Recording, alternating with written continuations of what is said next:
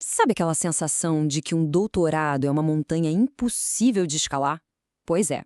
Mas e se existisse um mapa para essa jornada? É exatamente isso que a gente vai desvendar aqui. O caminho que transforma uma simples faísca de curiosidade em uma tese de doutorado de sucesso. Pois é, essa é a pergunta de US$ 1 milhão, né? Como é que uma ideia, algo que às vezes parece tão pequeno, vira um trabalho que pode definir uma carreira inteira? A resposta, olha, não é mágica. É um processo bem estruturado. E é essa jornada que a gente começa a trilhar agora mesmo. Ok, mas vamos começar pelo começo. O que é um doutorado, afinal de contas? Bom, pense nisso como o topo da montanha, sabe? O ápice da jornada acadêmica. Aqui não é mais sobre aprender o que os outros já descobriram. O jogo mudou. Agora é sobre criar conhecimento novo, algo que literalmente não existia antes. O objetivo final é essa transformação de estudante em pesquisador autônomo, alguém que pode de verdade puxar a fila e liderar o futuro do seu campo de estudo. Tá, e quanto tempo leva essa transformação toda? A média é essa aí, 48 meses, 4 anos. E olha, não é só um curso longo, não. É muito mais que isso. É um período de imersão total, uma dedicação quase que absoluta mesmo. Cada dia é como encaixar uma pecinha nova num quebra-cabeça gigante que vai levar a uma grande descoberta. Certo. E, como toda grande jornada, essa também começa com o primeiro passo. No caso do doutorado, esse passo é o processo de ingresso. Então vamos dar uma olhada em como isso funciona. Olha, entrar no doutorado é uma maratona, viu? Definitivamente não é uma corrida de 100 metros. Cada uma dessas etapas que a gente vê aqui funciona como um filtro. Não adianta só ter uma ideia que parece genial. Tem que provar que se tem preparo para executá-la. Isso significa escolher um programa de excelência, com um bom conceito na CAPES, claro, montar um projeto que seja robusto, que pare em pé e, claro, passar por um processo seletivo que testa não só o que se sabe, mas também a resiliência. Beleza, mas o que faz um projeto realmente brilhar aos olhos da banca? Basicamente, duas palavrinhas mágicas: originalidade e viabilidade. E atenção, originalidade não é inventar a roda do zero, tá? É mais sobre encontrar um ângulo novo, sabe? Achar aquela brecha, aquela lacuna no conhecimento que ninguém explorou direito. E viabilidade? Bom, é provar que existe um plano concreto para investigar essa lacuna. E se já tem artigos publicados? Ah, isso funciona como um super atestado de que as regras do jogo acadêmico já são conhecidas. Muito bem. Passou na seleção? Agora aquele projeto que era só uma proposta vira o mapa do tesouro. É o guia oficial. E é com ele em mãos que a gente mergulha no coração da jornada, a pesquisa em si. Isso aqui é basicamente o DNA de uma tese de doutorado. Percebe como uma coisa leva a outra? Tudo se conecta. A gente parte de um tema mais geral, afunila para um problema bem específico, aquela pergunta que, sério, tira o sono. As hipóteses são os primeiros palpites, as apostas iniciais de resposta, os objetivos são o passo a passo para encontrar a resposta de verdade, e o referencial teórico, esse é o alicerce. É a conversa que se tem com os gigantes que vieram antes da gente. Para não ficar só na teoria, vamos ver um exemplo prático. Um problema de pesquisa de verdade poderia ser algo como: quais são os impactos da governança digital na eficiência do controle externo no Brasil? Reparou? Não é uma pergunta de sim ou não. É super específica, tem uma relevância clara para o país e, óbvio, exige uma investigação bem profunda. É esse nível de precisão que a banca espera. Ok, a pergunta está na mesa. E agora? Como que a gente vai responder a isso? Que ferramentas vamos usar? Bom, essa é a metodologia. Dá para ser tipo um detetive qualitativo, sabe? Buscando pistas, significados, fazendo entrevistas. Ou então ser um estatístico quantitativo, medindo tudo com números, gráficos. Ou, por que não, combinar os dois. O grande segredo aqui não é qual abordagem é a melhor, mas sim qual é a abordagem certa para a pergunta que foi feita. Ufa! Anos de pesquisa, um monte de dados, várias descobertas.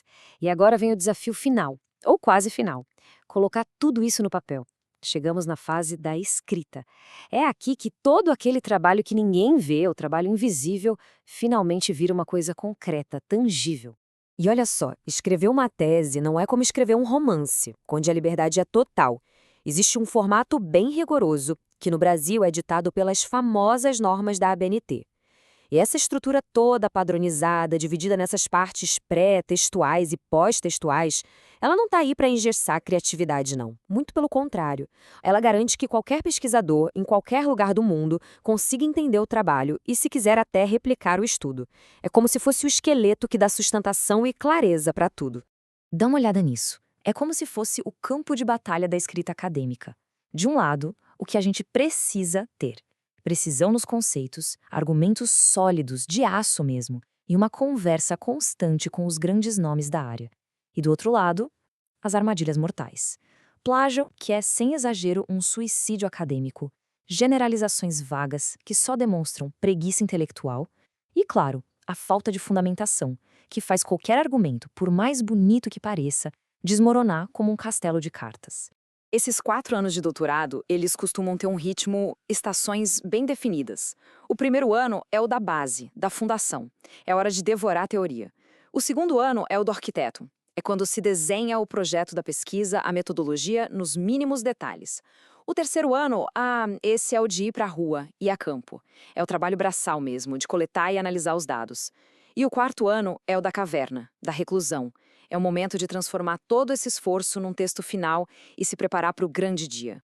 E falando em grande dia, isso nos leva direto para a reta final, o clímax de toda essa jornada. Seção 4, a defesa. Chegou a hora de apresentar e, claro, defender o trabalho. A defesa da tese é um ritual. É um momento super formal, solene. É basicamente uma apresentação, ali de 30 a 50 minutos, para uma banca de examinadores. Geralmente são os 4 ou 5 professores e sempre tem gente de fora, especialistas externos. A pressão, claro, é altíssima, mas é também a grande chance de brilhar, de mostrar o valor de todo aquele esforço. Pensa na apresentação da defesa como a sua tese na sua forma mais pura, super concentrada. A primeira parte é toda para reconstruir o alicerce do argumento para a banca. A ideia é responder por que essa pesquisa era necessária. Então a gente reafirma o problema, os objetivos e mostra com o estado da arte exatamente qual era o buraco que o trabalho veio preencher. Se a primeira parte montou o palco, a segunda é o show principal. É aqui que o jogo acontece. Primeiro se revela o como. Foi assim que eu investiguei, e aí vem a metodologia. Logo depois, o momento que todo mundo espera. E foi isso que eu encontrei, com os resultados. A discussão faz a ponte, conecta os achados de volta com a teoria. A conclusão amarra todas as pontas. E o grão finale é dizer com uma mistura de humildade e confiança: olha, essa aqui é a minha contribuição para o conhecimento. E antes de terminar, um conselho de ouro: conheça os inimigos. Essas são as armadilhas que mais derrubam a galera no meio do caminho. Um tema amplo demais, sabe? Que a pessoa acaba se afogando em informação.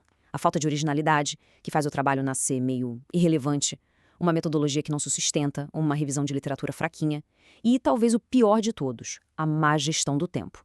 Essa transforma o sonho do doutorado num pesadelo de prazos perdidos. Mas, felizmente, ninguém precisa enfrentar essa jornada de mãos abanando, né? Hoje em dia, a gente tem um arsenal de ferramentas incríveis para cada etapa do processo. Desde organizar aquela pilha de artigos com Mendeley ou Zotero, até analisar dados supercomplexos com softwares específicos. E olha, dominar essas ferramentas não é um luxo, não é um extra. É parte fundamental do trabalho de um pesquisador moderno e eficiente. É isso. A jornada é longa, é desafiadora, não vamos negar, mas a recompensa, a sensação de contribuir de verdade com o conhecimento humano, isso é imenso. Depois de ver esse mapa completo do percurso, a pergunta que fica no ar é: tudo pronto para começar essa jornada?